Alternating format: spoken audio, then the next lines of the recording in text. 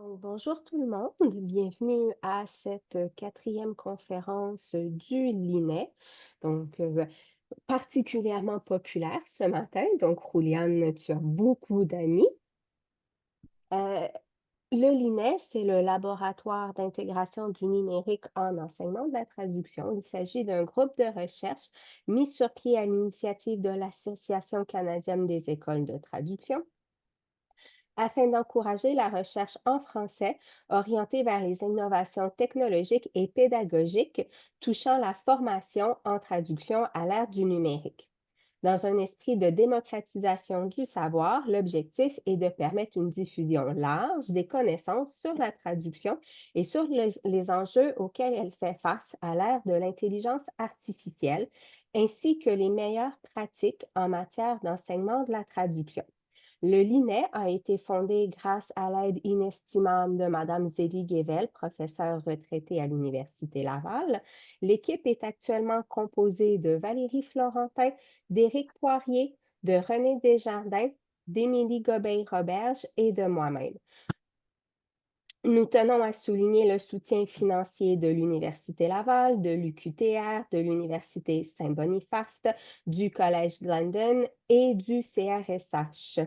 Le LINE, c'est aussi un blog sur la pédagogie, alors n'hésitez pas à aller consulter notre site web et on attend vos soumissions. La conférence de ce matin s'intitule Intelligence artificielle générative contre traduction automatique neuronale, l'épreuve de la traduction raisonnée à la Delille. Elle est prononcée par Julian Zapata. Julian est traducteur agréé, chercheur et entrepreneur. Il est professeur adjoint à la Toronto Metropolitan University depuis 2022. Il a obtenu son doctorat en traductologie en 2016 à l'Université d'Ottawa, où il a également réalisé ses études de premier cycle, de deuxième cycle et surtout assuré la charge de plusieurs cours pendant près d'une décennie, notamment traduction, terminologie, traductique, les aspects professionnels de la traduction. Aussi, Julian a travaillé à l'international sur plusieurs projets liés au processus de traduction, aux technologies langagières et à la pédagogie de la traduction. Il a prononcé des dizaines de conférences dans plus de 25 pays d'Europe, d'Asie, d'Afrique, du Moyen-Orient et des Amériques. Donc, Julian, on t'écoute. Merci beaucoup. Merci de cette invitation. Je vais juste demander la permission pour partager mes diapositives.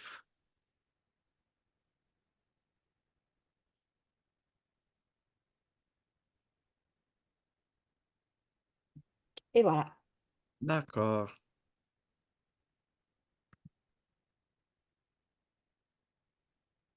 Donc, je suppose qu'on voit mes diapos. Tout est beau.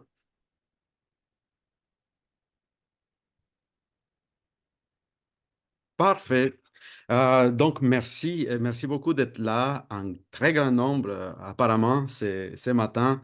Donc, on m'avait dit une vingtaine de personnes, mais on double déjà cette, expectatif. Donc, merci. Je suppose que si vous êtes au Canada ou au Québec, c'est parce que vous n'avez pas beaucoup de choix. Il fait moins 20 degrés, moins 30. Donc, dans tous les cas, je suis vraiment content que vous soyez là pour participer à cette présentation suivie d'une discussion. Donc, j'espère aussi apprendre beaucoup avec vous aujourd'hui.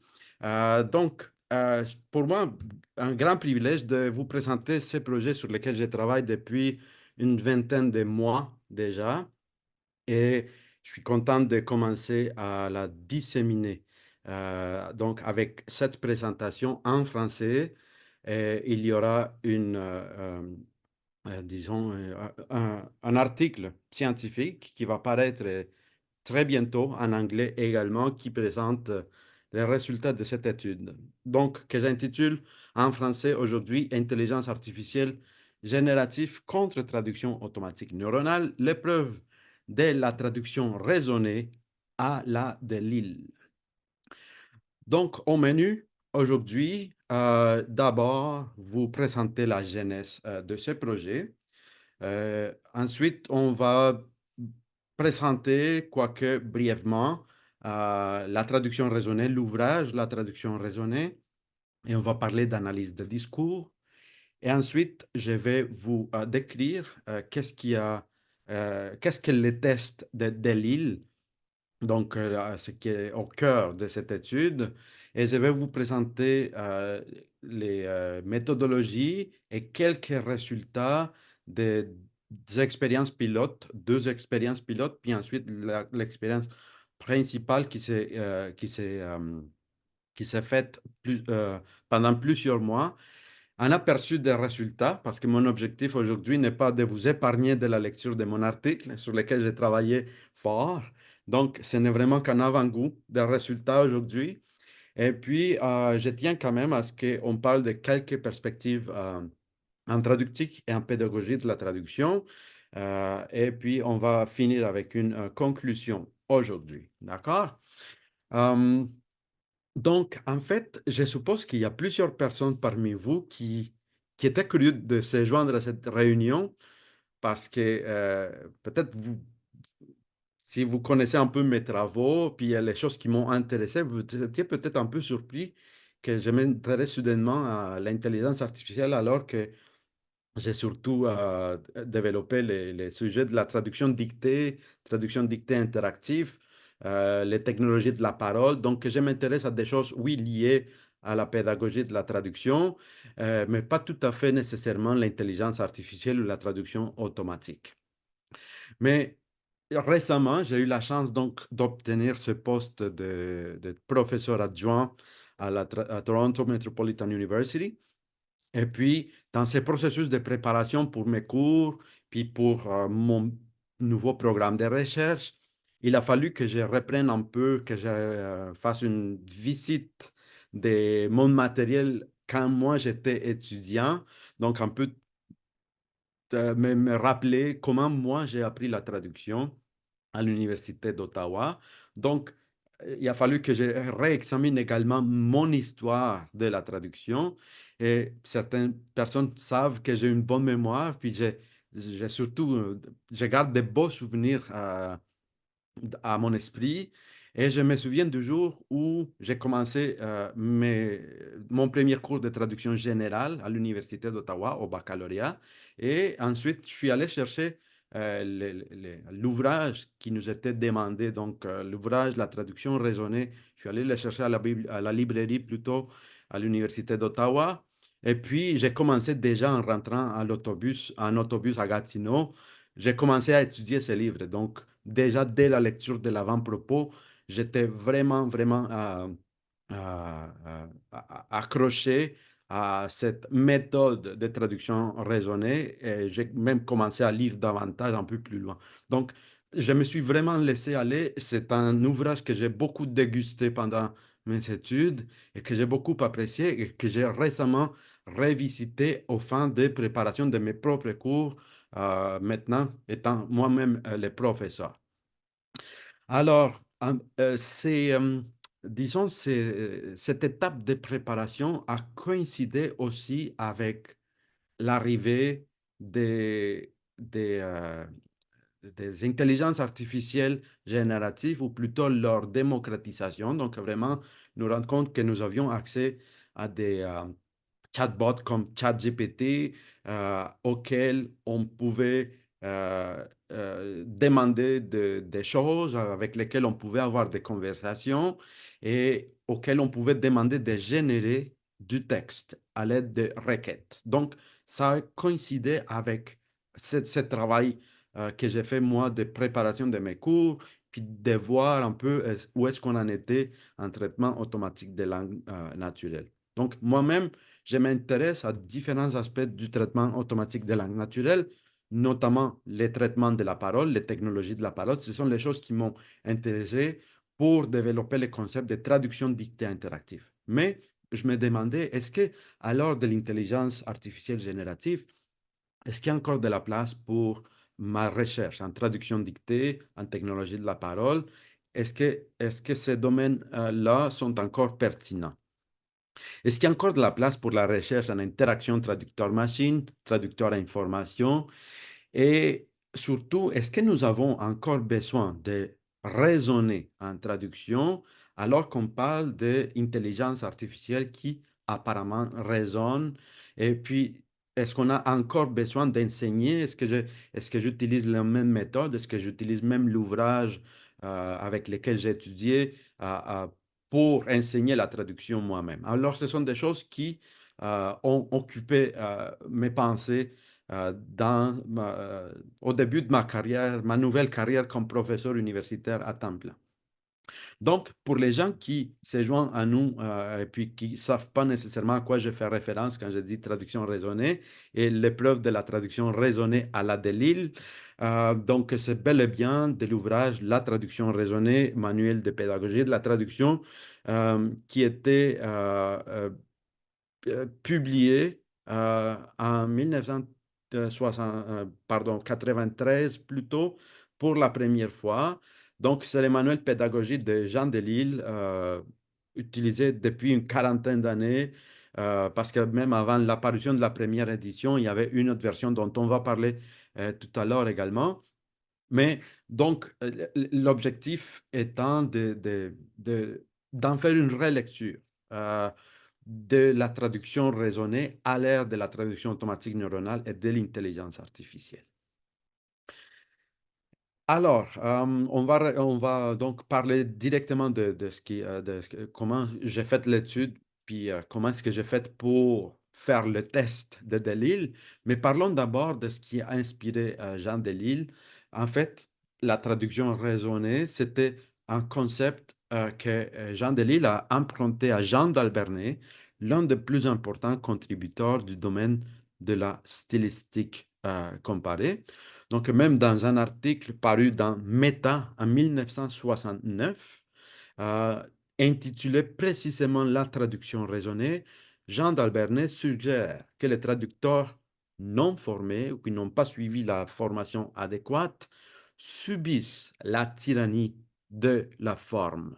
Alors, dans cet article, D'Albernay présente de multiples exemples et l'article est parsemé des concepts de la stylistique comparée. Donc, des concepts, des façons de procéder pour aider les traducteurs quand on emploie la stylistique comparée en traduction. Donc, les traducteurs seraient mieux outillés pour résister à la tyrannie de la forme ou pour y faire face.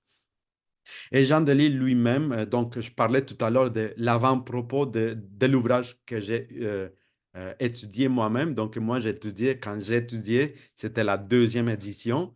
Puis dans l'avant-propos, Delisle nous dit, apprendre à traduire, c'est apprendre à aborder un texte de manière raisonnée.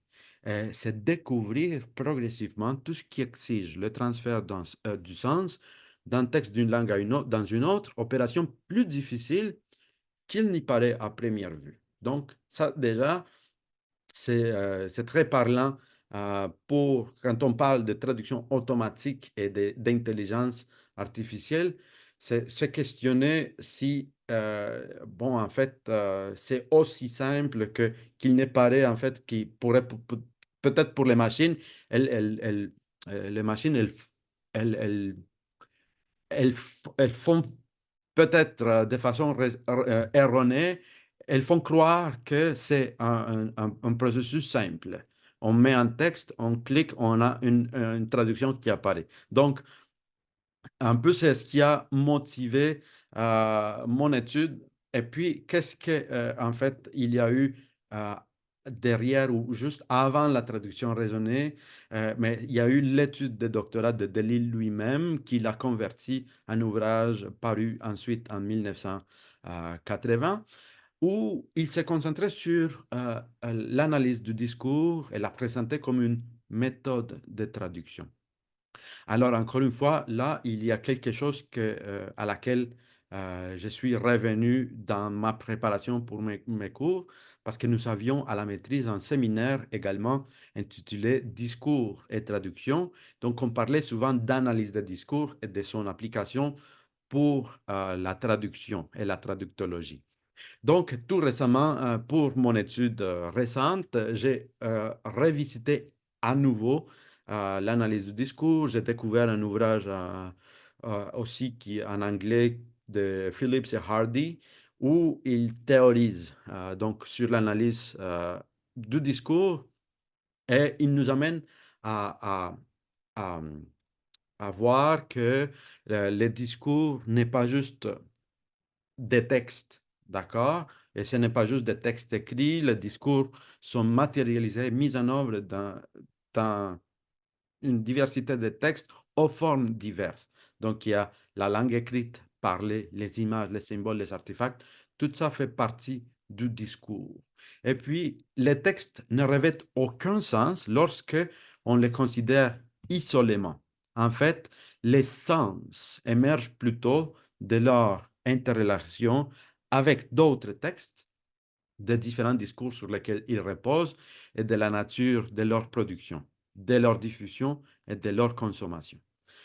Alors, l'analyse du discours consiste à explorer la manière dont ces processus font émerger du sens, l'essence des textes, et s'intéresse donc aux effets constructifs du discours à travers l'étude structurée et systématique des textes. Donc, c'est quelque chose que nous, en traduction, à laquelle on est intéressé en tant que traductologue, c'est l'étude structurée et systématique des textes. Alors, tout récemment, j'ai commencé une initiative pour l'un de mes cours que je donne cette session, et c'était de produire quelques billets de blog uniquement pour mes étudiants pour l'instant, mais j'ai pu un peu essayer de voir si je pouvais expliquer de façon simple l'analyse du discours et son importance pour la traduction et quelle est sa pertinence à l'ère de la traduction automatique et des machines. Alors, j'ai écrit un billet de blog pour mes étudiants qui s'appelait l'analyse du discours ou ce que les machines ne peuvent pas faire. Et donc, dans ce billet, j'ai- en fait, je l'ai dit d'emblée, c'est quelque chose que les machines ne peuvent pas faire. Donc, aller au-delà de la notion du texte et donc faire l'analyse du discours, c'est regarder au-delà de la pure surface d'un texte. Une tâche difficile à automatiser, puis c'est là, on sous-entend déjà que les machines ne pourraient regarder que dans la surface d'un texte. Et dans mon billet, je présente deux exemples simples, en fait, que j'ai tirés de mon temps quand j'ai suivi le séminaire d'analyse de discours. Et puis, en fait, c'est quelque chose qui m'est venu à l'esprit. Je pourrais utiliser cet exemple-là pour l'expliquer facilement aujourd'hui. Donc, ici, je vous présente une mini conversation, une phrase puis une mini conversation. Numéro un, we have never been just a collection of blue states and red states. Donc, c'est une phrase, d'accord, qui ne veut rien dire si on ne connaît pas l'espace-temps de sa production, si on ne sait pas qui l'a dit, quand et c'est quoi ces éléments-là. Donc, il faut vraiment aller au-delà pour comprendre. Donc, il faut aller, en fait, essayer d'avoir le plus d'informations possible pour maximiser notre compréhension ou pour en connaître le sens de cette phrase. Donc, si je vous dis, c'est une phrase tirée du discours de la victoire de Barack Obama en 2008, euh, quand il a été président élu en novembre 2008. Donc là, on comprend mieux, on a plus d'éléments pour savoir c'est qui, oui, c'est quoi cette collection of states, puis c'est quoi cette histoire de couleur bleue et rouge. Donc là, on sait qu'on fait référence au parti démocrate et républicain. D'accord? Donc là, on a plus d'éléments pour comprendre l'essence et pour aller au-delà de la surface. D'accord? Donc, une machine, s'il ne sait pas, peut-être n'aura pas assez d'éléments pour bien traduire cette phrase, par exemple, même essayer de l'expliquer. Deuxième exemple ici, il fait chaud, n'est-ce pas, maison.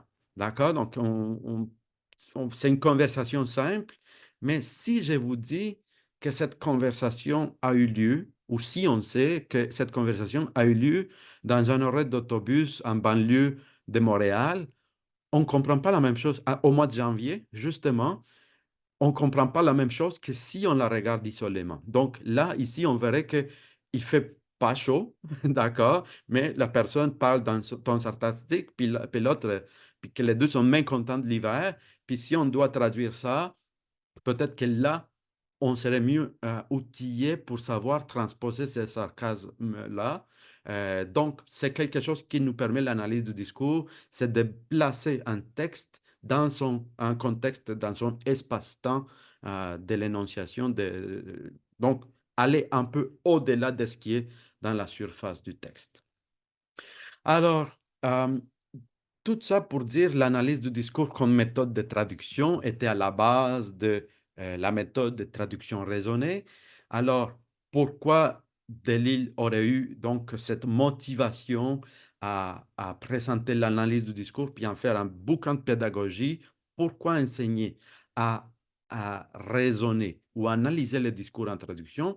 Donc, en fait, ce qu'on cherche avec l'enseignement de la traduction, c'est cultiver chez le futur traducteur, le traducteur, traductrice, un réflexe qui favorise une approche consciencieuse de la préservation du caractère idiomatique de la langue cible, en l'occurrence le français pour l'ouvrage de Delille.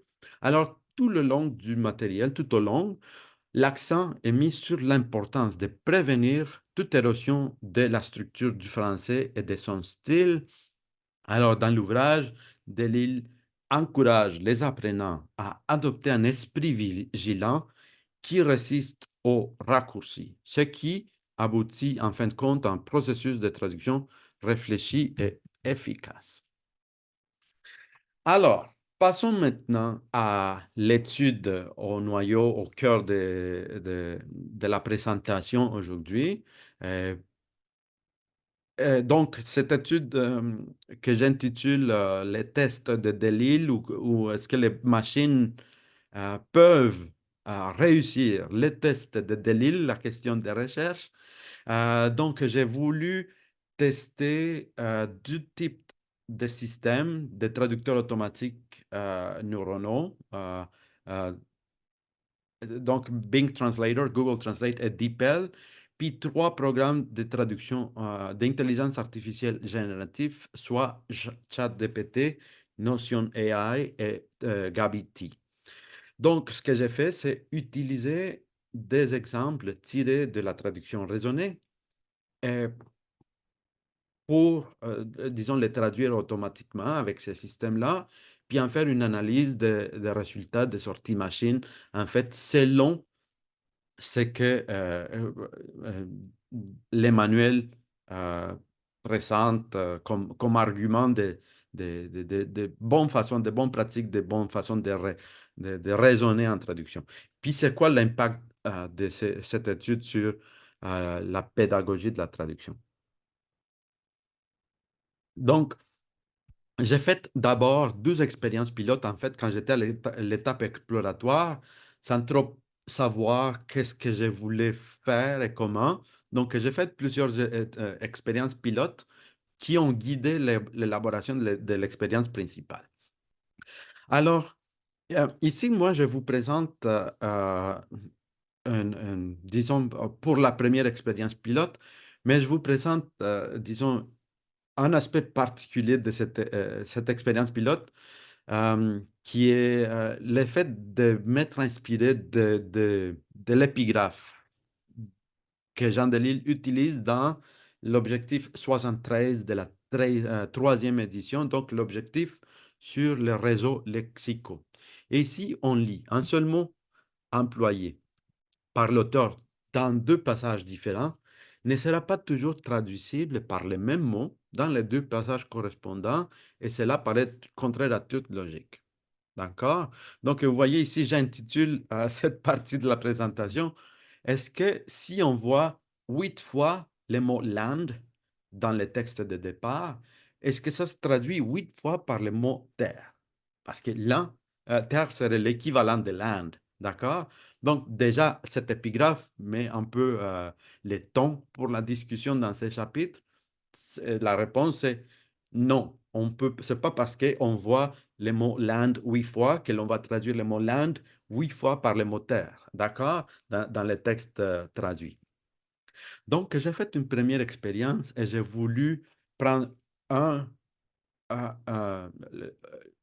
le texte qui exemplifie cette difficulté, puis cet exemple de pourquoi on ne traduit pas 8 fois l'âne par terre. Donc, il y a un texte qui est tiré de la traduction raisonnée de 230 mots, et j'ai voulu le traduire de façon automatique avec DeepL et avec ChatGPT. Dans le cas de ChatGPT, avec une requête simple, que, aussi simple que dire traduisez le texte suivant en français, puis ensuite mon texte de 230 mots qui contient, euh, qui contient le mot land 8 fois, d'accord? Et puis, justement, l'observation rapide, c'était justement, disons, l'hypothèse, c'était que les deux logiciels allaient faire justement ce que Delille explique qu'il ne faut pas faire.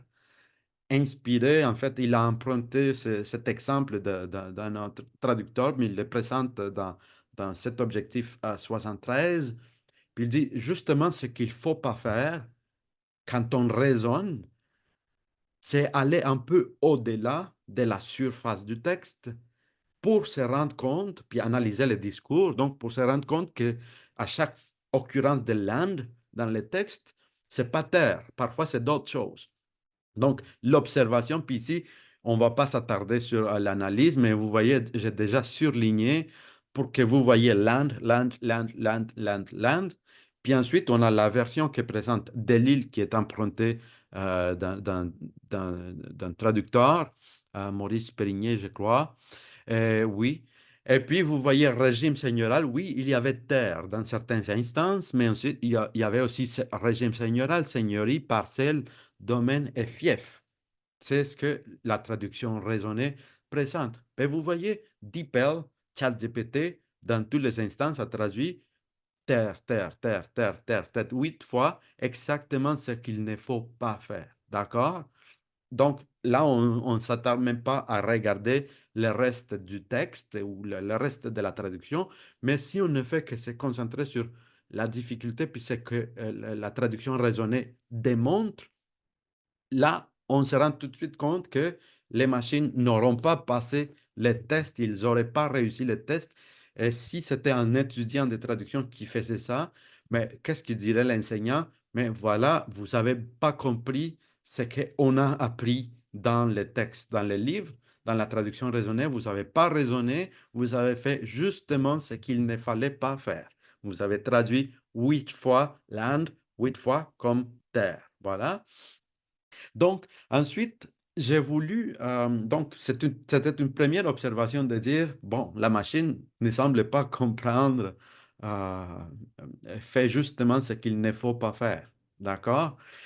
Et ensuite, j'ai voulu voir, mais si j'établis une conversation avec la machine et si je lui dis ce qu'il faut faire et ce qu'il ne faut pas faire, c'est-à-dire lui donner des exemples, peut-être avoir une conversation, euh, donc, j'ai fait une deuxième étude pilote, une expérience pilote, et je me suis concentré sur un autre objectif de la traduction raisonnée, soit l'objectif 30, qui porte sur la difficulté lexicale que de traduire les mots available en anglais, qui se traduit pas toujours, dirait Delille, par disponible. Il y a des cas où, oui, disponible, c'est bel et bien un mot en français, mais c'est pas parce qu'on voit available qu'on traduit disponible de façon automatique. Donc, voilà le type de choses qui condamnent la traduction raisonnée. C'est ce type de réflexe des automatismes qu'on développe, puis la traduction raisonnée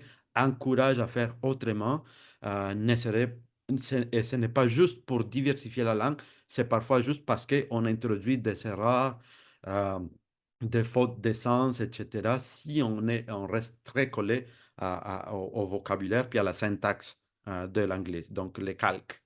Donc, euh, j'ai conçu une requête avancée que dans la littérature du prompt engineering ou de la rédactique, on appelle few shot prompt, qui est caractérisé par les exemples et les démonstrations. Donc, on va dire à la machine, voici des exemples des choses, voici pourquoi, Et là, on lui fournit encore des informations. Donc, je tentais de voir si je prenais deux exemples de l'ouvrage de Delille dans les parties où il fait des exemples de traduction. Donc, il dit, voici une phrase en français, voici un exemple de traduction en anglais, dans le cas de available. Voici une phrase en anglais qui contient available. Puis voici une traduction, un exemple de traduction qui est vite disponible. D'accord? Donc, il en a plusieurs. Et puis, disons, dans les chapitres ou dans l'objectif, ben, Dalil et ses collaborateurs expliquent pourquoi il ne faut pas juste aller avec l'automatisme qui serait de traduire available par disponible. Donc, j'ai tenté de condenser ou de résumer l'objectif en 100, 150 mots, d'accord, pour dire expliquez. Donc, les prompts, tout à l'heure, je vais vous montrer un peu la structure, mais c'était de voir si je dis au logiciel pourquoi ne pas traduire available par disponible nécessairement avec des exemples.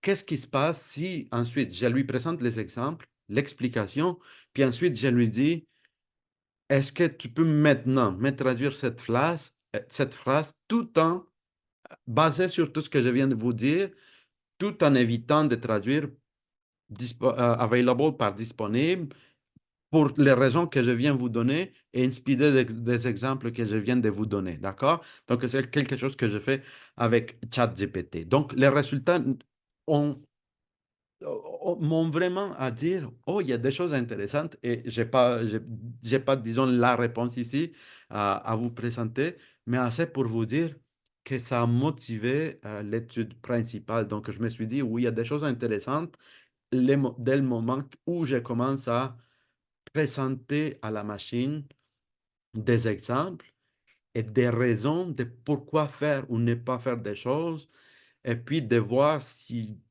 produisait des choses qui, tu sais, comme je m'imaginais avoir le même type de conversation avec mes étudiants en classe quand on discute. Pourquoi raisonner? Donc, ça m'amenait à dire, ça serait intéressant de faire une étude sérieuse pour voir l'intérêt aussi, entre autres, à formuler des requêtes avancées pour les machines pour voir s'ils ont la capacité de raisonnement ou pas. Donc, j'ai fait ensuite une étude principale à deux étapes. Deux étapes disons, sur 6 mois, avec, avec 6 mois euh, bon, en juin puis en décembre. Donc, j'ai fait d'abord une compilation des segments à, à- en anglais qui étaient tirés de 15 objectifs, euh, à savoir des objectifs de la section de l'ouvrage qui portait sur les difficultés d'ordre syntaxique.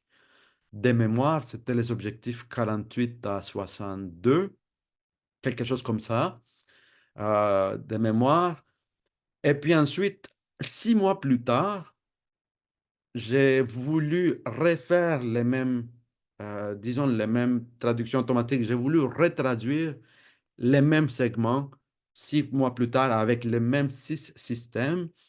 Donc, j'ai répété l'opération et ensuite, j'ai voulu maintenant ajouter 15 autres objectifs de la traduction raisonnée, maintenant sur la difficulté lexicale. De mémoire, c'était les objectifs 30 à 44. Et donc, j'avais 45 segments traduits 6 fois chacun par type de difficulté. D'accord? Traduit 6 fois, donc 3 fois avec des traducteurs automatiques neuronaux qu'on a vus et 3 fois avec des systèmes d'intelligence artificielle générative. Tout à l'heure, je vous présente un sommaire de la quantité de segments que j'ai analysés. Mais ensuite, je vous ai promis de vous présenter un peu les gabarits. Puis ici, je l'ai en anglais, mais c'est parce que j'ai tiré ça de l'article qui va paraître bientôt, qui est en anglais. Mais en fait, je le disais dans l'article, Ici, je le présente en anglais, mais la vraie requête était en français. Je suppose que j'aurais dû vous présenter la requête en français, mais ici, vous avez quand même un exemple. C'est très simple ici à dire à la machine. Voici deux exemples de traduction de l'anglais vers le français. Donc, exemple numéro un, anglais, segment, français. Exemple numéro 2, anglais, segment en anglais, français, segment en français. Donc, c'est là que je passe à résumer au mieux de mes connaissances. C'était vraiment pas chose facile de résumer des livres en 100, 150 mots et puis lui dire, voici dans ces deux exemples, vous verrez que les traducteurs ou on propose que tu sais, il y avait différentes façons très spontanées de la même façon que si j'étais prof, comment est-ce que j'explique ça à mes étudiants? Donc, voici ce que Delil nous dit. Maintenant, traduisez la phrase suivante ou le segment suivant en, puis ensuite, un rappel de ce qu'il faut ou ne faut pas faire. D'accord? Selon la méthode de traduction raisonnée. Et puis ensuite, les segments. D'accord? Et puis, vous vous demanderiez, mais peut-être comment vous avez fait pour valider. Mais d'abord, je pense que j'ai fait une validation de mes requêtes à deux étapes avec deux personnes. D'une part, avec une étudiante qui n'avait pas étudié la traduction raisonnée, mais qui était quand même étudiante en traduction. Euh, donc, j'ai voulu voir si la façon dont j'ai expliqué et les exemples, s'ils étaient assez évident ou illustratif pour une étudiante parce que c'est ce que je voulais voir si quelqu'un peut apprendre avec des exemples, avec des explications, comme Delille nous invite à faire par l'étude de son livre. D'accord? Et puis ensuite, j'ai voulu quand même revalider mes requêtes avec une traductrice qui, elle, avait étudié avec la traduction raisonnée, donc avait à peu près la même formation que moi.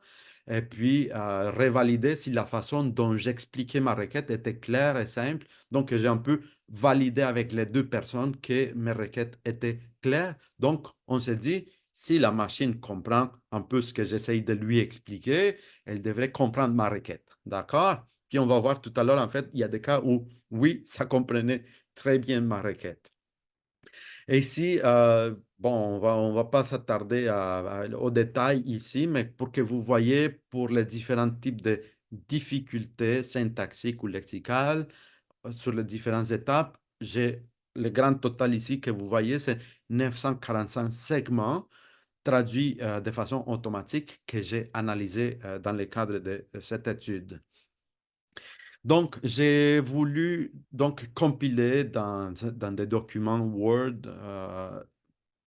donc j'avais les segments tirés de la traduction raisonnée en anglais, puis ensuite j'ai créé des tableaux pour compiler mon corpus. Donc, ici, on voit un exemple de un segment tiré de l'objectif 48 qui porte sur les comparatifs elliptiques et puis, j'ai mes trois sorties machines de Bing, Google Translate, DeepL. D'accord? Que vous voyez pour les comparatifs elliptiques, pour les gens qui l'ont déjà enseigné ou étudié, on voit déjà que la machine aura échoué parce qu'elle a fait justement ce que Delil dit, ce qu'il ne faut pas faire quand on traduit. À savoir ici, c'est l'utilisation du comparatif elliptique en français, alors que l'élément du comparatif n'est pas explicite. D'accord? Donc, now that I'm older, perhaps wiser, certainly more cautious. euh, Maintenant, je suis plus âgé, plus sage, plus prudent. Euh, Dalil dirait, mais plus âgé, plus sage et plus prudent que qui? D'accord? Donc, c'est ça la difficulté, puis c'est ça le raisonnement qu'il faut faire. Puis vous voyez, il y a déjà dans ce qui suit, qui n'est pas vraiment quelque chose sur laquelle qui est traité dans l'objectif, mais vous voyez ici, I only talk to bears. Puis vous voyez déjà l'ambiguïté qui est introduite, je ne parle qu'aux ours, d'accord? Dans la sortie machine. Mais ça, c'est une autre histoire. Mais c'est quelque chose que j'ai observé, même que dans les sorties machines, il y avait d'autres problèmes qui sont normalement traités ailleurs dans l'ouvrage aussi, ou qui finalement, quelqu'un qui raisonne ne va pas introduire une ambiguïté là où il n'y avait pas. D'accord? I only talk to birds, I do not touch them anymore. Donc, dans j'ai de mémoire la, la traduction raisonnée que suggère Delille, quelque chose comme aujourd'hui, maturité et sagesse aidant, euh, je déborde de prudence ou quelque chose comme ça. Donc, une façon plus idiomatique en français et puis qui va éviter les comparatifs elliptiques.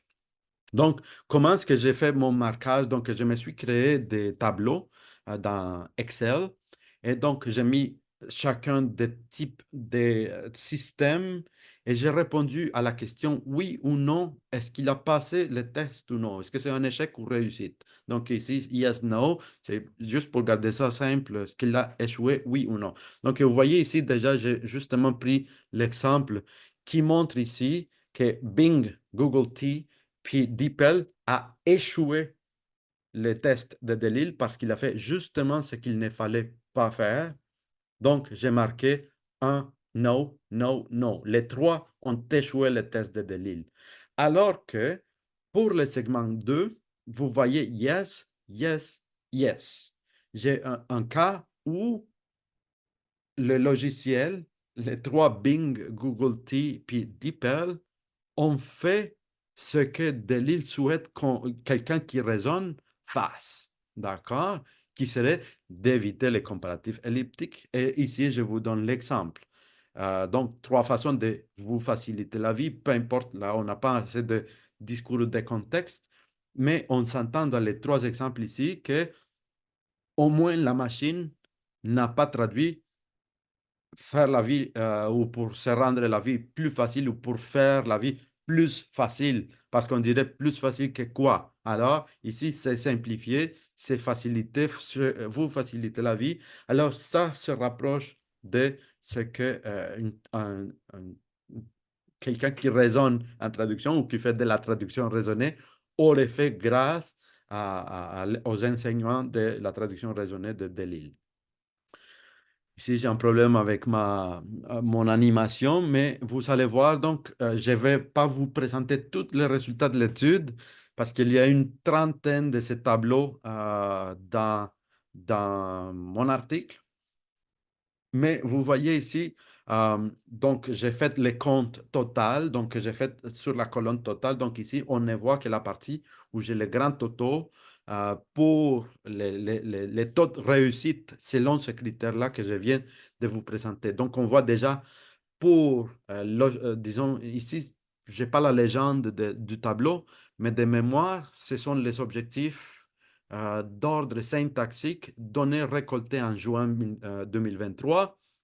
Mais vous voyez ici, les, les, les pires étaient Bing à 17% des phrases bien traduites, mais les meilleurs, Google Translate et DeepL, quand même, avec un, tu sais, comme ils étaient les deux meilleurs, ils ont eu le même type de résultats, mais pas nécessairement pour les mêmes segments, mais le grand total me donnait près de 30% de taux de réussite, mais ça reste quand même bas. C'est-à-dire, les logiciels ont raisonné à la Delille 30% du temps. Et puis, pour les logiciels d'intelligence artificielle générative, j'ai fait aussi donc les comptes des résultats. Parfois, on ne trouvait pas que l'intelligence artificielle euh, générative avec la requête simple, c'est-à-dire translate this sentence ou traduisez-moi cette phrase, était meilleure. Donc, dans bien des cas, c'était les traducteurs automatiques neuronaux qui avaient des meilleurs résultats, même si ces résultats n'étaient pas épatants, on n'était pas nécessairement au point de dire waouh, OK. Mais on remarquait aussi avec l'intelligence artificielle générative, avec des requêtes, qu'il y avait des améliorations, mais mon échantillon n'est pas comparable à l'autre parce qu'en fait, vous vous souvenez déjà ma requête, ce que j'ai fait, c'est présenter à l'outil deux exemples. Alors, ce que j'ai fait pour concevoir chacune des requêtes, c'était de présenter à l'outil les deux exemples précédents que j'avais déjà utilisés. Donc, mon échantillon pour l'intelligence artificielle avec des requêtes avancées était plus petit parce que je les nourrissais déjà avec les deux exemples et leur traduction et je ne lui demandais de traduire qu'une troisième phrase. D'accord? Donc ici, même si on voit que Notion AI a passé le test 60% des temps, mais ce n'est pas sur 45 segments, c'est uniquement sur 15 segments qui ont été traduits avec la requête avancée. Et d'autres choses que j'observais aussi, c'était les différences sur les 6 mois. Donc, pour les segments, puis pour que j'ai retraduit avec la même requête, avec le même système, 6 mois à part. Mais parfois, j'ai vu qu'il y a eu une évolution, mais pas nécessairement. Parfois, il y a eu une involution. C'est-à-dire que les systèmes qui avaient passé le test en juin, même segment, même requête, 6 mois plus tard, il échoue. Donc, c'est pas nécessairement toujours une évolution, c'est qui ouvre vraiment les yeux pour dire c'est pas parce que les systèmes ont évolué ou on dit qu'ils sont plus performants que bon, ils seraient nécessairement plus avancés ou mieux équipés pour raisonner. Ici, on a un exemple de réussite en décembre pour Microsoft Bing alors qu'il avait échoué au test en juin. Mais ce n'était pas toujours le cas. Parfois, c'était le contraire. Réussite d'abord, puis ensuite échec, 6 mois plus tard. D'autres choses que j'observais, c'était que, oui, il y avait certains systèmes. euh, Ici, j'ai un exemple. Bon, j'aurais pu mettre un comparatif, mais vraiment pour vous dire que euh, le système c'était pas toujours bon. Il n'y avait pas vraiment de tendance. Donc, parfois, oui, Google Translate passait le test, mais pas toujours. D'accord? Pour une même difficulté même. Donc, vous voyez, parfois, oui, on lui donnait des exemples, mais parfois, il comprenait pas. Donc, pour moi, c'est vraiment juste pour vous dire c'est très, très aléatoire.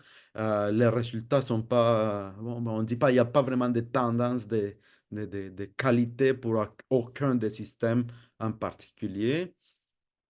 Parfois, où un problème est résolu grâce à ma requête.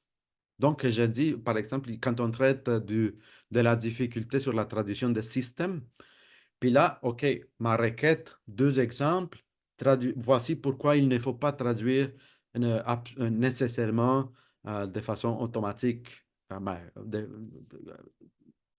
de façon automatique, c'est-à-dire l'automatisme qu'on développe même en tant qu'humain, qu'on va avoir. Donc, c'est réflexe de rester trop collé à l'anglais. Voici pourquoi on ne peut pas traduire système par système. Et euh, donc, le problème est résolu par ChatGPT. Il a compris mes exemples, il a compris mon explication, pas les autres.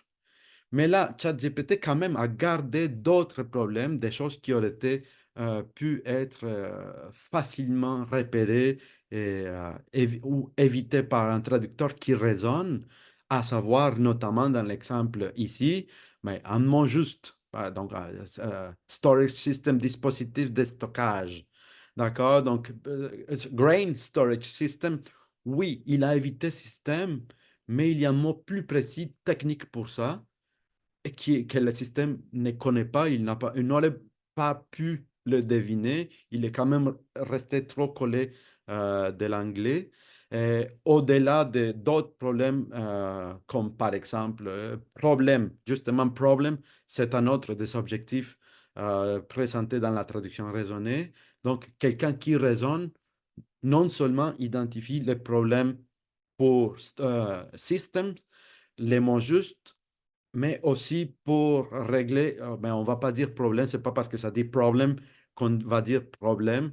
Donc, la phrase de Delille, vraiment démontre que, bon, on peut toujours faire mieux.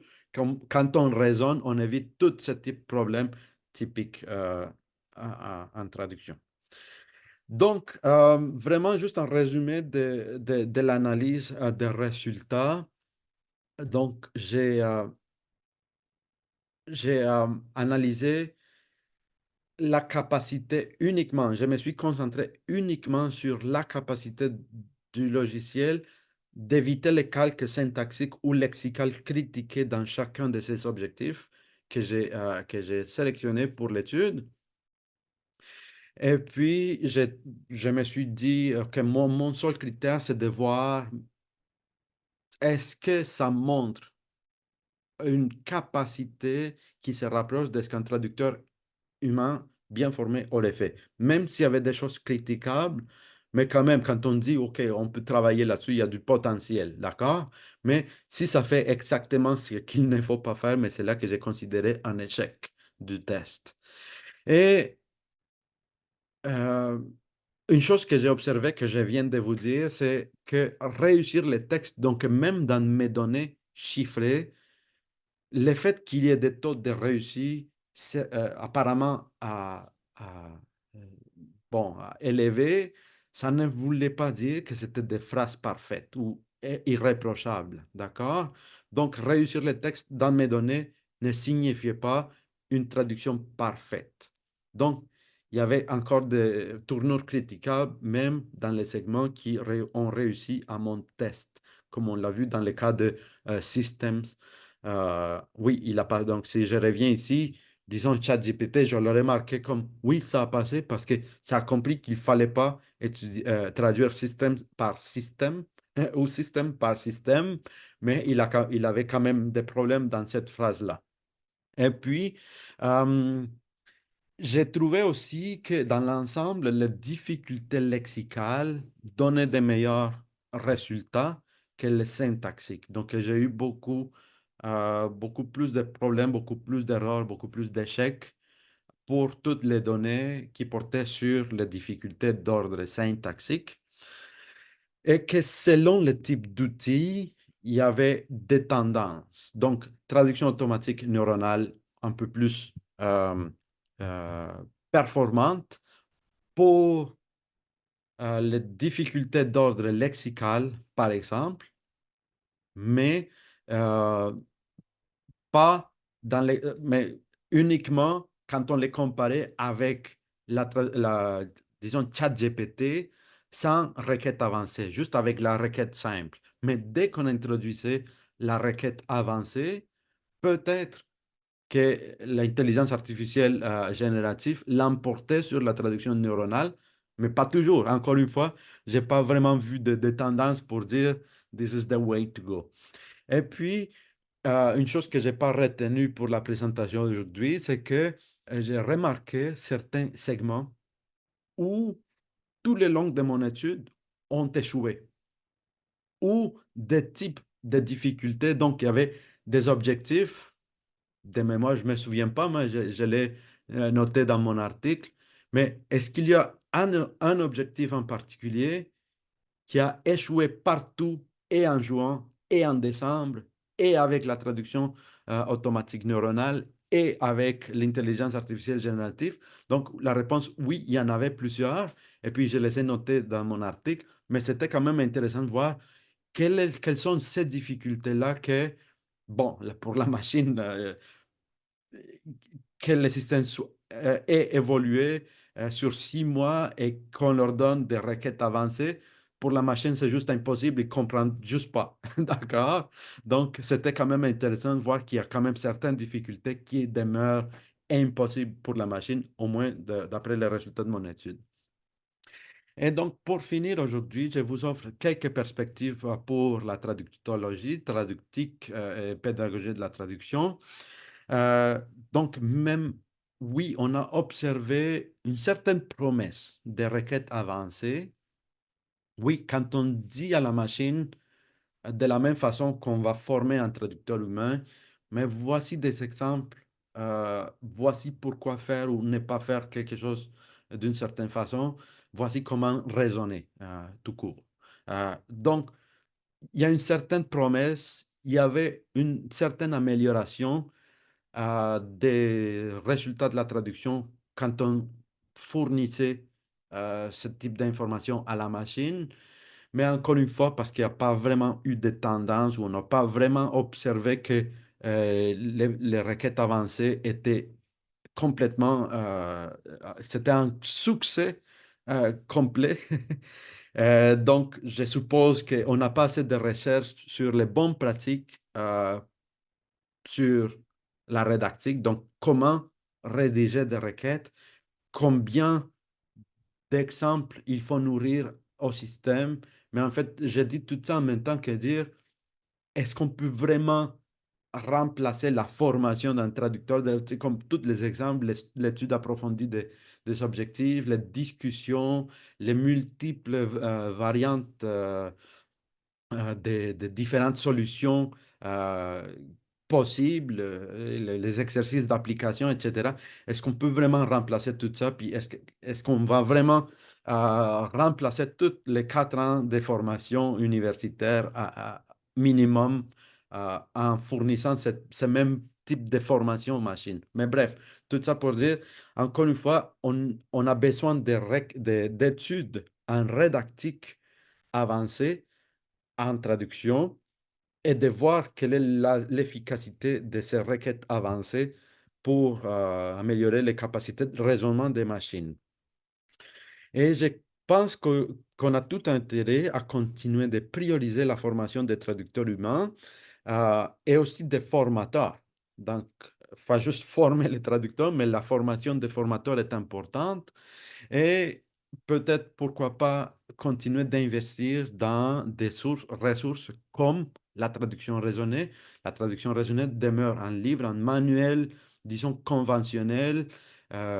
Oui, il y a une version électronique, on peut y accéder aussi, mais est-ce qu'on aurait intérêt à continuer de développer ce type de ressources à la DELIL ou à la traduction raisonnée, mais sous des formats différents, des plateformes numériques, avec des cours interactifs, avec des exemples, bon, en utilisant les avantages du numérique aujourd'hui.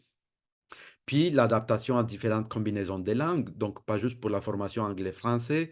Est-ce qu'on peut créer puis développer davantage de ressources semblables à la traduction raisonnée en différentes combinaisons de langues qui reflètent des situations réelles en traduction? Je ne vais pas passer à discuter des limites de l'étude. Je sais qu'il y a beaucoup de limites, entre autres le fait que je me suis concentré uniquement sur l'analyse des segments isolés plutôt que d'analyser davantage des textes complets, puis de voir les résultats que les différents systèmes donnent. Donc, j'en suis conscient des limites et j'espère à l'avenir pouvoir me concentrer sur, disons, faire tout ce que je n'ai pas fait. Donc, aujourd'hui, on a discuté de l'approche de traduction raisonnée fondée sur les raisonnements humains, une capacité qu'on associe souvent aux êtres humains, aux traducteurs bien formés, traductrices bien formées. Et on a quand même discuté des promesses et des limites des technologies et de l'intelligence artificielle générative, notamment, et la nécessité de recherche sur la rédactique avancée. Et peut-être se questionner sur la pertinence de l'intégration de la rédactique dans la formation des traducteurs.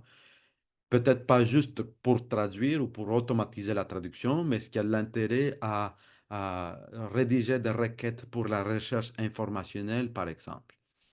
Et est-ce qu'on peut vraiment enseigner les raisonnements humains aux outils d'intelligence artificielle? Ça, c'est d'autres choses, des questions de recherche, des choses qui peuvent provoquer la discussion, des réflexions. Et puis, juste pour conclure, je pense que avec la demande accrue des traducteurs, je pense que les traducteurs sont là pour rester.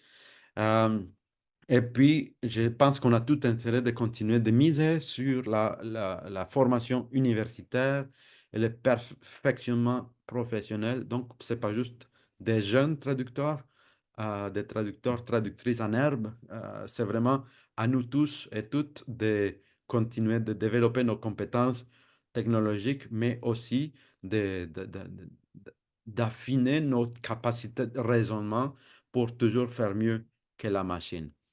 Et je tiens à conclure avec, avec une publication dans son LinkedIn de Jean Delisle lui-même, il y a 2 jours, qui avait déjà une trentaine de personnes qui ont aimé son intervention. Ça fait à peine 2 jours qu'il a publié ça lui-même.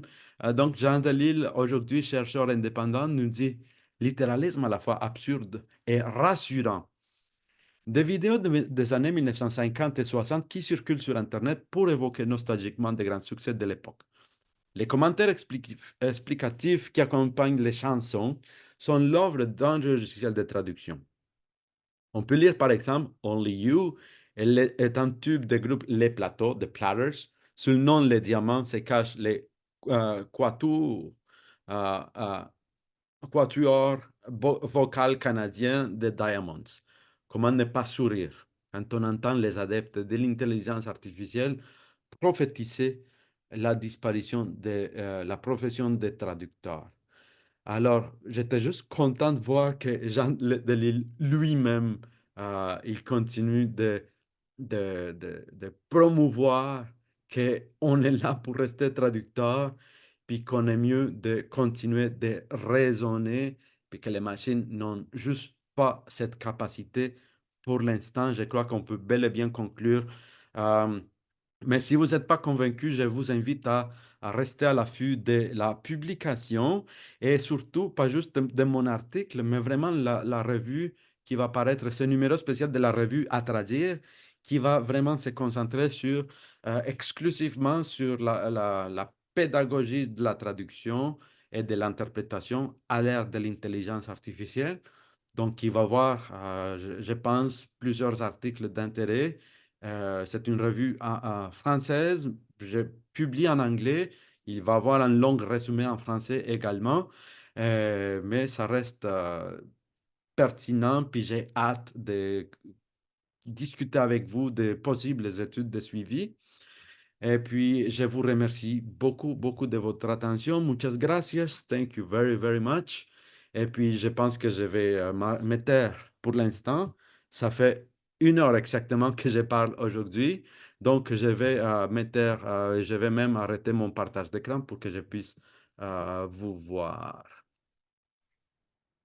Merci beaucoup, Juliane, pour cette conférence très intéressante qui suscite déjà une première question. Donc, Sarah, je vous passe la parole.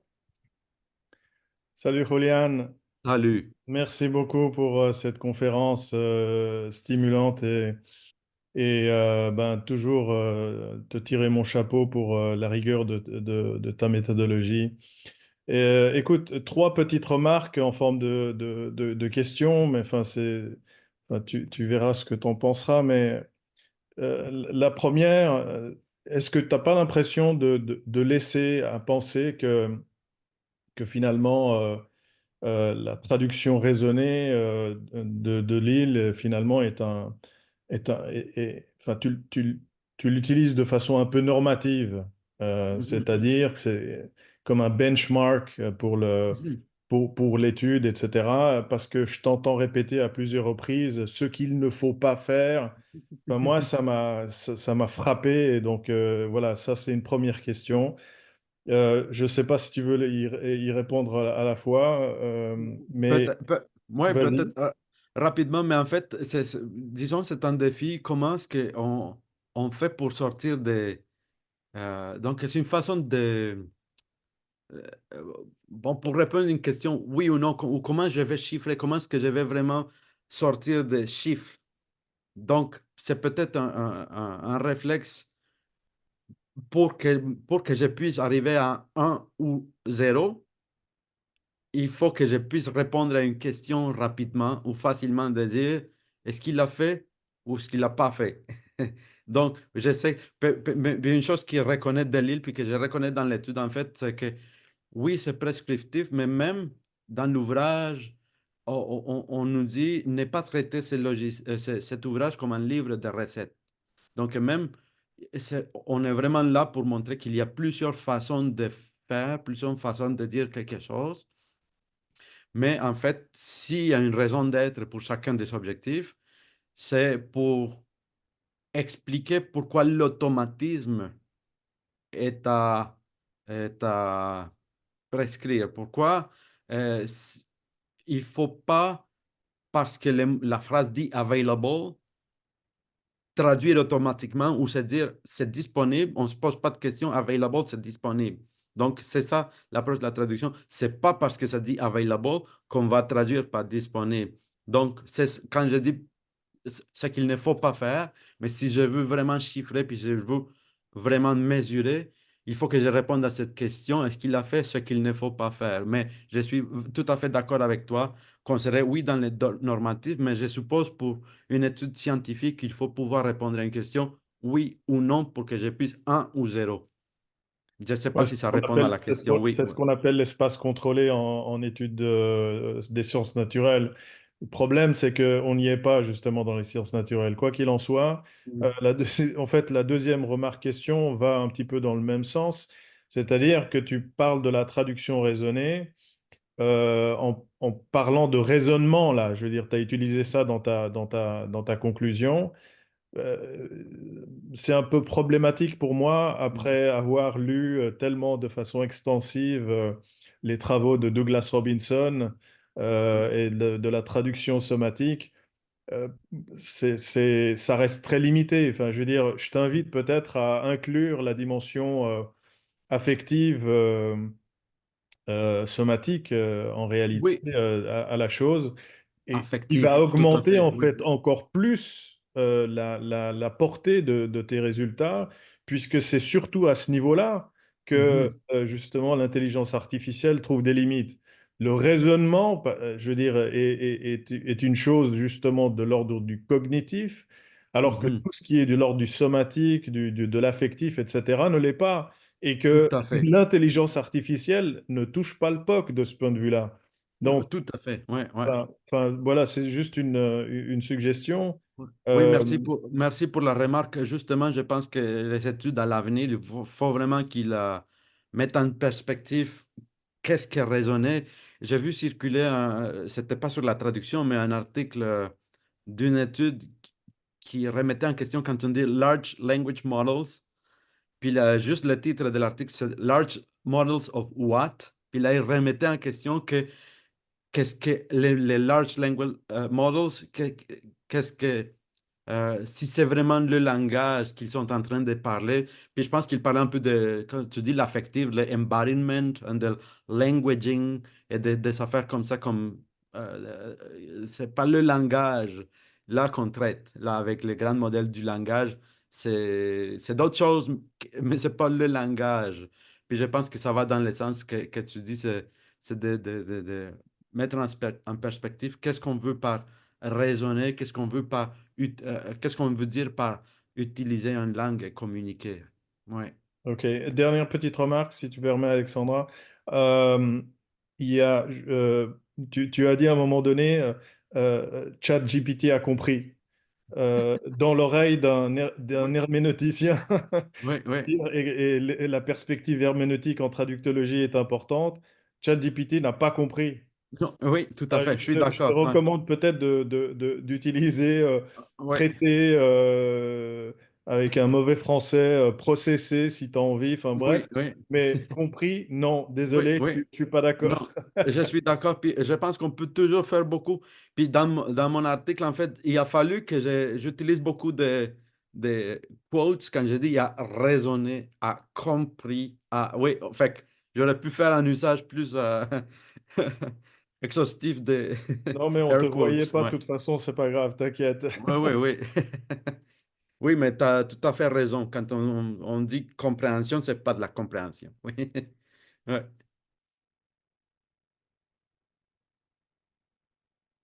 Donc, merci Salah pour ces commentaires très pertinents. Donc, on sait que ChatGPT ne comprend pas, mais comme nous dit Véronique, il peut, Rouliane prend en bonne note, exécuter la demande et que ce Oui. soit réussi ou non réussi. Euh, Mhm. Donc, est-ce qu'il y aurait d'autres questions ou interventions pour Juliane?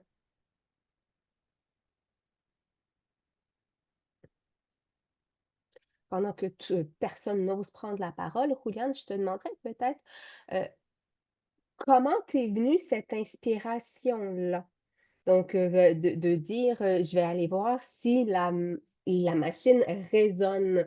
Donc si on est en mesure, particulièrement pour les moteurs d'intelligence artificielle, en lui donnant plus d'informations, si elle est en mesure d'exécuter justement les demandes. Donc, d'où est venue l'inspiration peut-être pour l'étude? Ben, en fait, je ne sais pas si c'est dans la sélection de quelques objectifs, parce que les cours de traduction que je donne, ce n'est pas pour former des traducteurs professionnels. Fait que je pense que j'étais en mode, bon, qu'est-ce que j'ai choisi comme des exemples pertinents pour l'étude. Puis des mémoires, je pense que je suis tombé dans cet exemple que j'ai présenté sur le mot land, puis 8 fois traduit 8 fois par terre. Fait que j'étais juste à la recherche d'objectifs ici et là et d'exemples ici et là dans la traduction raisonnée pour discuter avec mes étudiants. Euh, mais en tout cas, je pense que ça m'a amené juste à vouloir de façon. Je pense que c'est parti on va s'amuser avec ChatGPT, voir ce que ça Mmh. fait. Puis d'une initiative pour s'amuser est née une initiative pour une étude scientifique. Je ne sais pas si ça répond à la question, mais vraiment, Mmh. ça aurait pu être n'importe quel objectif. Ça aurait pu être. Bon, c'est ça. Ça aurait pu m'amener ailleurs, oui. Je crois que Pascal a une question. Oui. Bonjour, professeur Zapata. Merci pour la présentation, l'étude. C'est très intéressant. J'ai une question en parallèle. Vous avez beaucoup parlé de la traduction raisonnée. Moi, je suis étudiant au baccalauréat. J'aime beaucoup cet ouvrage-là. Puis je me demandais justement, avec l'évolution des technologies, s'il n'y avait pas dans l'air une continuité à cet ouvrage-là pour être adapté avec les nouvelles réalités, la rédactique. Tantôt, on parlait de recherche informationnelle, mais aussi comme assistant d'aide à la traduction dans le milieu professionnel. Euh, Est-ce qu'il y a quelque chose qui est à venir, Hmm. un peu comme... Je peux pas parler pour Monsieur Delisle, mais je crois savoir de mémoire la dernière fois que je l'ai entendu parler sur l'ouvrage avant l'apparition de la troisième édition, c'était que ça s'arrêtait là pour lui. Donc, il n'y aurait pas une quatrième édition. À ma connaissance, il n'y a pas une quatrième édition qui s'en vient. Mais bien sûr, s'il y a quelque chose qui a motivé l'apparition des nouvelles éditions, c'était entre autres les nouvelles technologies. Donc, cette troisième édition, par exemple, qui incluait des objectifs portant sur les outils informatiques, entre autres choses qui n'étaient pas là en 93, par exemple. Donc, je suppose que, bon, de notre initiative, en tant que chercheur, euh, disons, je pense qu'on pourrait penser à toujours s'en inspirer pour produire quelque chose. Oui, disons une mise à jour sans être une mise à jour. Je ne sais pas si ça répond à la question. Je ne suis pas en train de dire de, de reprendre l'ouvrage de Delille et le republier, mais peut-être un peu inspiré par... bon, ce que j'ai fait vraiment, c'est m'en inspirer pour dire comment est-ce qu'on peut toujours faire avancer la recherche et en pédagogie de la traduction et en technologie à l'heure actuelle. Fait, que je ne sais pas si ça répond à la Oui, question, mais oui. je vous invite, Pascal, à être le prochain auteur du grand ouvrage de technologie de la traduction du 21e siècle. Ouais, je vais finir mon baccalauréat. Je vais voir après si je peux contribuer à petite échelle. Mais c'est vrai que la traduction raisonnée, c'est toujours d'actualité, malgré l'évolution des technologies, parce que, comme M. Bassa-Lama disait, ben, oui, il y a l'affectif, mais Mhm. les technologies, on vante beaucoup leur capacité de raisonner, mais c'est pas du raisonnement. C'est pas Mhm. le recul qu'un traducteur humain va avoir. Puis, je trouve ça important comme étude parce que ça met de l'avant le fait que le traducteur humain ne sera jamais. Et même Mhm. s'il y avait un perfectionnement tu sais, au niveau des requêtes avancées avec Mhm. ChatGPT, tous ces outils-là, euh, ça donne de l'espoir quand on est étudiant de se dire, ben, c'est important ce qu'on fait, Oui, puis il y a toujours de l'avenir malgré tout. ouais, je pense une grande partie du défi, ça reste un peu dans les mêmes lignes du projet de Lynn Bowker, qui est la MT Literacy, de la littératie en traduction automatique, c'est de former les gens, le grand public aussi, de l'importance du raisonnement, si on veut, de l'importance de ce qu'on fait nous en tant qu'être humain aussi. Fait que oui, on peut continuer de dire, oui, on a cette capacité inégalée de raisonnement, mais est-ce que les gens apprécient que mon available soit pas traduit comme disponible, mais qu'il me propose des choses plus idiomatiques ou plus précises ou plus ou moins ambiguës, etc., etc. Fait que je pense qu'il y a aussi ce défi-là, c'est de de convaincre ou de démontrer que la capacité de raisonnement continue d'être pertinente et importante. Oui, c'est ça, tout à fait. C'est la valeur ajoutée du traducteur Mm. humain qui ne sera jamais Ouais. diminuée Mm. euh, avec les technologies. Merci Oui, beaucoup. oui. Merci à vous, Pascal. Donc, est-ce qu'il y aurait, on a le temps, là, donc est-ce qu'il y aurait d'autres interventions, questions, commentaires? Oh, Alvaro? Ben, oui, mais j'étais tenté d'abord, merci beaucoup, Julia, c'est très intéressant.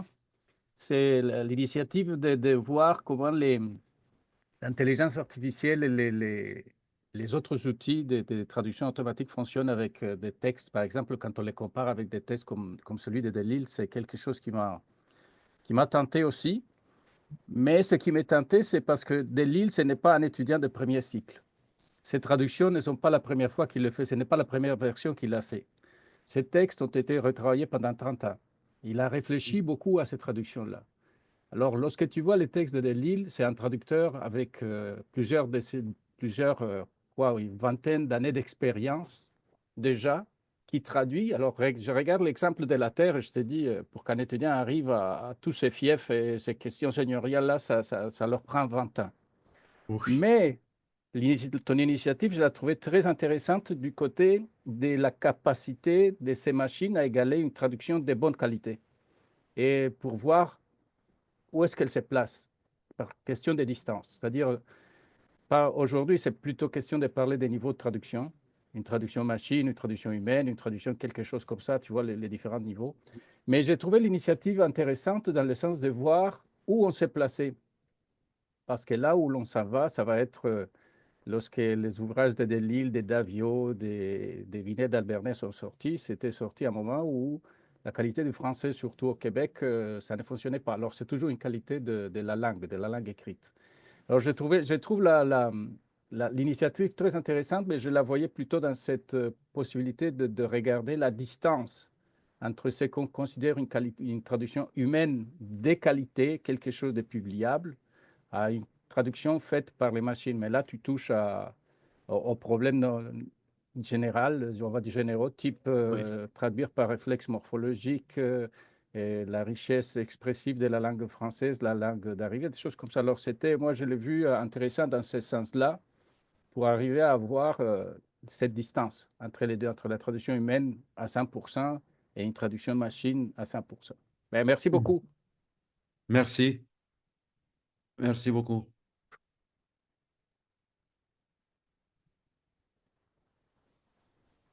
D'autres commentaires? Mais en fait, moi, je ne sais pas si pour un peu relancer d'autres, peut-être, moi aussi, je me pose des questions, en fait, pour le public, si on veut continuer la discussion. Mais ça serait quoi des études de suivi? Parce que je sais que ce que je fais ici, c'est très, disons, exploratoire. Ça reste quand même exploratoire.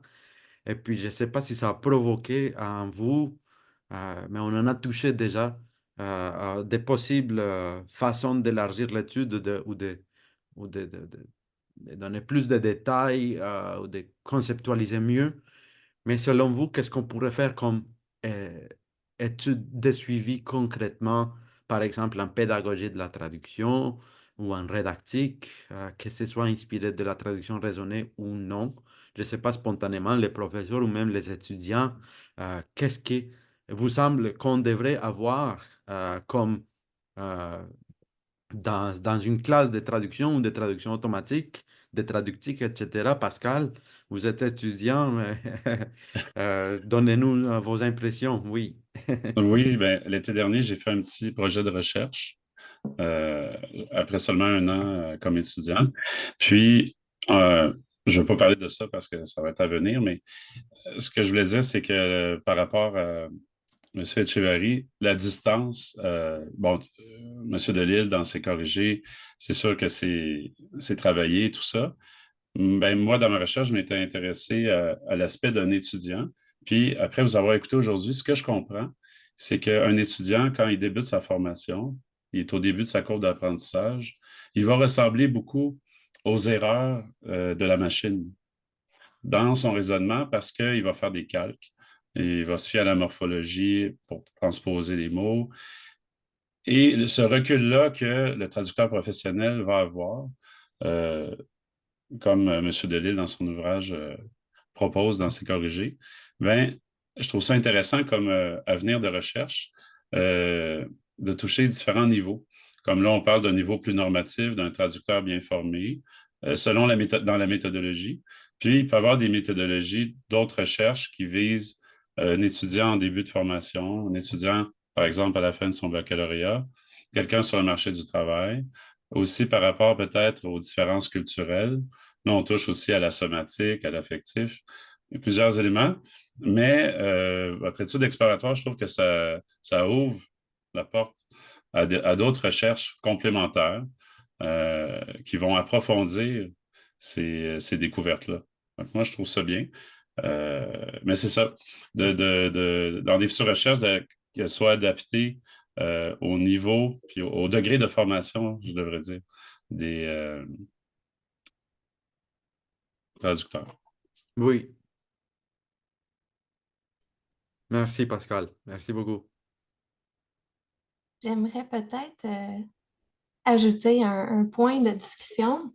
Oui, Lorsqu'on parle de la pédagogie pour former les nouveaux traducteurs, je pense que ce serait important d'aborder comment évaluer avec un sens critique les résultats qu'on obtient de ChatGPT et tout cette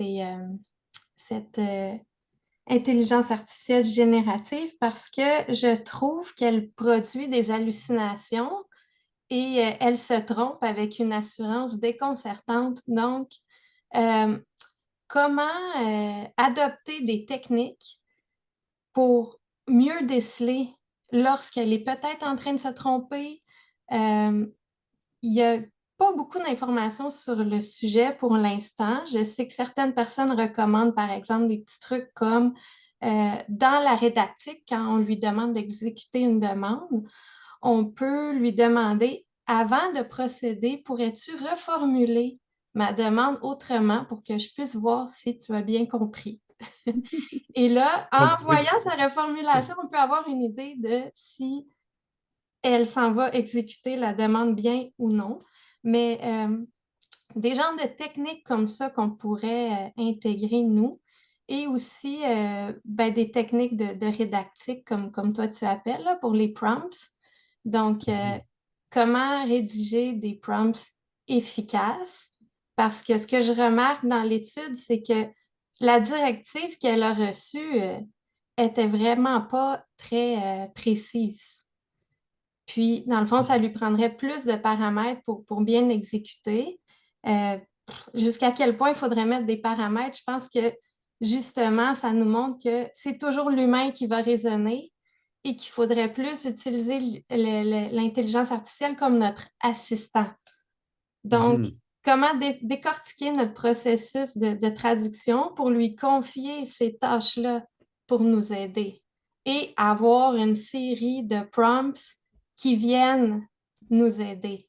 Dans notre tâche de raisonner, parce que je ne vois pas là, dans un avenir rapproché comment elle pourrait raisonner suffisamment pour produire des traductions satisfaisantes. Voilà. Merci, merci Véronique. Merci beaucoup. Est-ce que tu souhaiterais intervenir, Juliane, sur ce que vient de nous Oui, en dire fait, Véronique?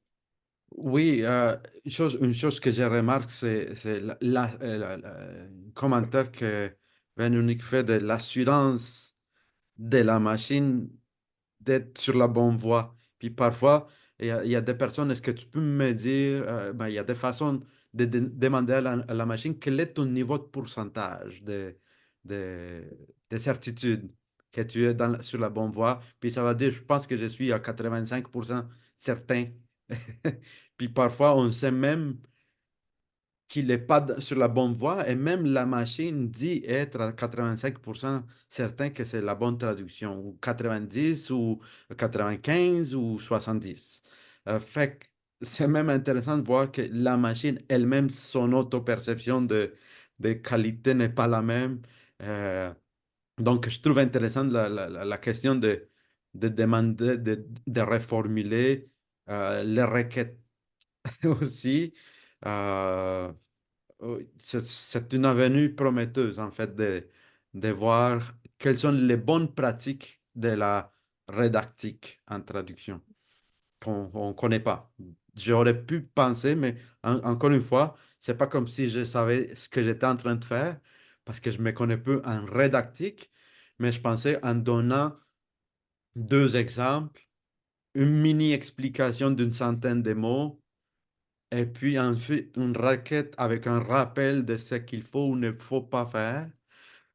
Ben, je pensais peut-être avoir donné assez d'outils à la machine pour raisonner, et ce n'était pas toujours le cas, mais parfois oui. Mais peut-être que les cas de réussite, c'était juste de pure coïncidence dans toutes les possibles choses que la machine aurait pu sortir, mais ça sort quelque chose que, à mes yeux, était comme de la traduction raisonnée, mais ça aurait pu être n'importe quoi d'autre. Et puis, ça reflète pas nécessairement une compréhension de la requête. Donc, Mm. encore une fois, c'est très ouvert à la discussion, mais à l'expérimentation aussi. Mais moi, je vais supposer, Juliane, que la machine ne raisonne pas plus qu'elle ne comprend.